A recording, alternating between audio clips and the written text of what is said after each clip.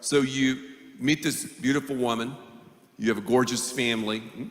Tell us a little bit about your spiritual pilgrimage, because you are an active part of Pastor Mac Richard's church in Lake Hills. Where's Pastor Mac? Mac, where are you, Pastor?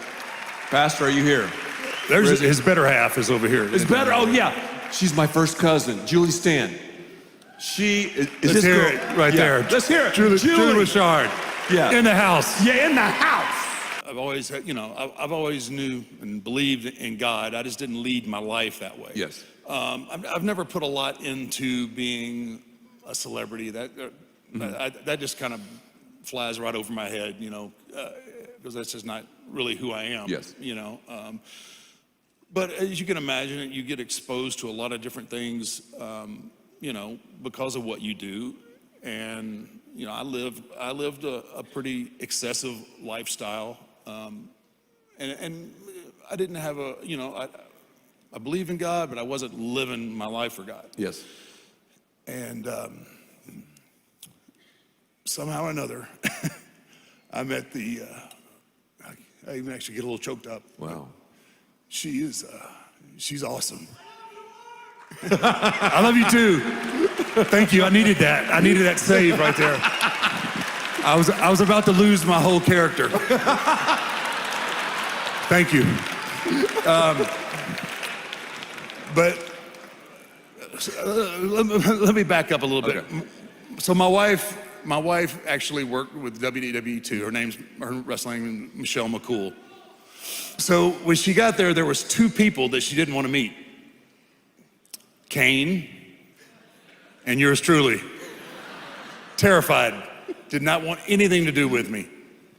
And it was funny because she has this unbelievable work ethic, So she would get to the arenas early and try and get around, some of our producers, our agents, and not in the sense that you would think agents, like not like, I'm going to make this deal for you. They ran our non-televised events. So, but they were all really good hands and good wrestlers through their careers, and now they work behind the scenes.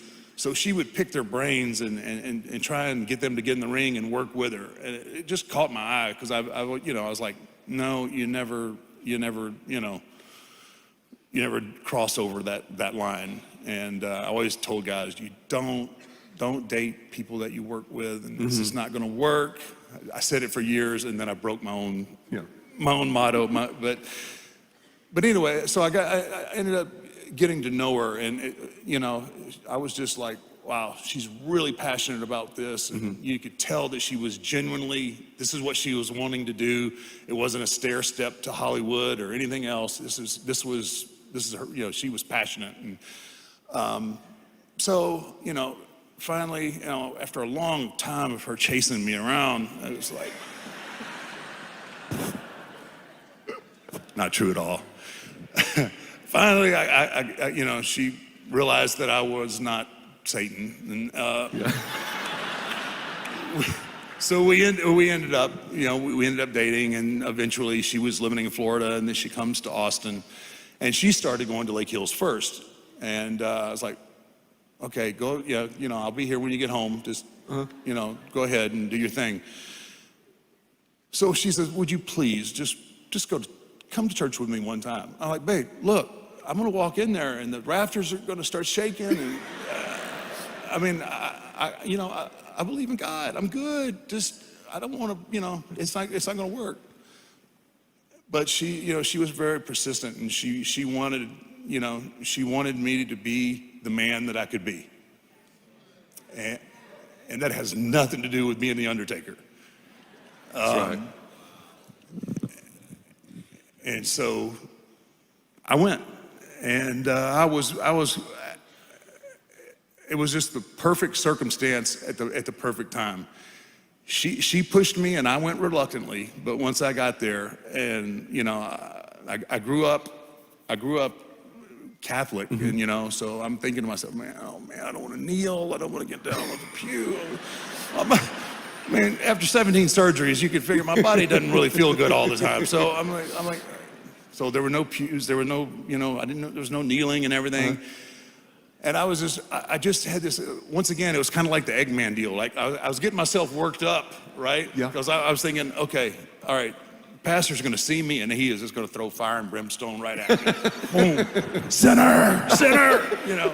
And it wasn't nothing like that. Mac and Julie and his family, they were really awesome. And it was more like of a conversation, you know? Mm-hmm. And I found myself from being, you know, kind of tense and pensive to kind of leaning in and like, wow, this is pretty cool. Wow. And that started my journey. Yes. Back to leading my life the way I should. Yes. And isn't that great? Thank you.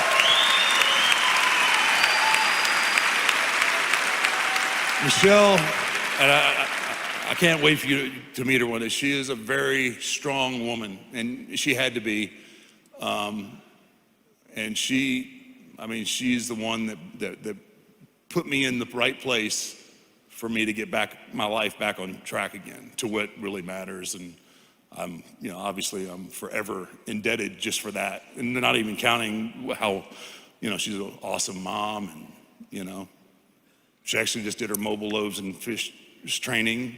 So she's awesome. She brings the best out of me. And you were telling me too when we've talked, it's so interesting and just to hear what an amazing testimony of someone bringing you to church, of course, someone you love so much. And then I don't want to put words in your mouth, but I believe you were telling me like how you knew about God, but then that personal relationship, that was that trigger. Yeah, absolutely. That was, I wouldn't have been able to give you, I wouldn't be able to recite any kind of scripture whatsoever that first day. Yes, I knew there was, like I said, I was raised Catholic in a God-fearing home, but I just, all my brothers had to go to Catholic school and, taught by the nuns and getting their hands popped with the rulers and all that. I still hear it when I go home all the time about how rough they had it. But it was the start of me and my journey.